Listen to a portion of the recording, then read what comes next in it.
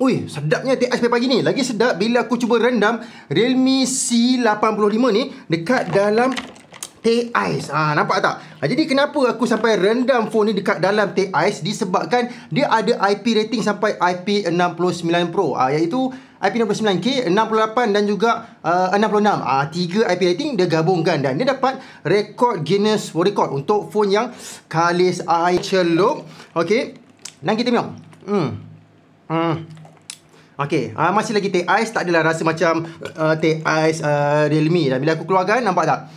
Okey, phone masih lagi hidup, cuma mungkin lepas ni bersemut sikit lah sebab dah kena air manis. Tapi kalau setakat boleh rendam teh ais je, tak cukup juga. Okey, jom aku ceritakan apa lagi kelebihan dekat phone Realme C85. Dan lepas tu pula, dia datang dengan bateri yang agak besar, 7000 mAh. Sikit lagi nak jadi macam saiz power bank. Dan charging ni pun agak laju, 45 watt super VOOC. Tak cukup dengan tu, dia ada juga 6.5 watt reverse charging. Kenapa aku cakap benda ni bagus? Sebab engkau boleh jadikan ini sebagai phone kedua kau. Katakanlah kau gunakan iPhone, okay, phone mahal, kau kena ada sebiji phone macam ni, phone emergency. Katakanlah dia jadi tempat SIM card kedua kau, mungkin juga dia boleh jadi power bank waktu kecemasan. Kau cucuk je lah kabel C dekat Realme ni, C dekat iPhone kau, automatic kau dah ada power bank waktu emergency. Untuk skrin, dia datang dengan skrin yang rata. Dan untuk dekat dengan kamera dia ni, ada satu lampu, ring ni lah. Ring ni boleh tukar-tukar lah. Kau boleh buat warna merah, warna hijau, warna biru, ikutlah kau set up dekat sini. Dan untuk kamera dia, dia ada 50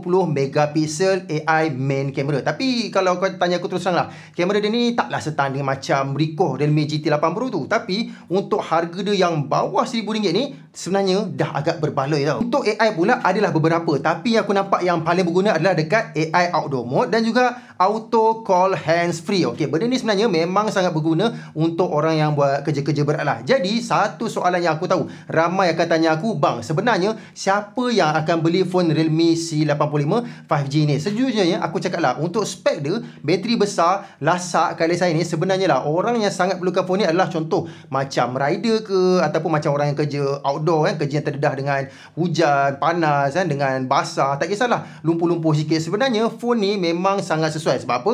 Dia punya kalis air tu, iaitu IP69 Pro yang aku kata kalis air yang tadi aku celup dengan teh ais tu. Itu salah satu kelebihan dia. Dan bateri besar pun satu kelebihan juga, sebab kau nak pakai outdoor kan, kadang-kadang brightness tinggi kan, lepas tu kau nak lenjar, nak pakai selalu. Jadi sebenarnya kelebihan tu sebenarnya banyak kepada orang yang kerja dekat outdoor. Paling penting sekali, namun apa pendapat korang? Baik beli tak Realme C85 5G ni ataupun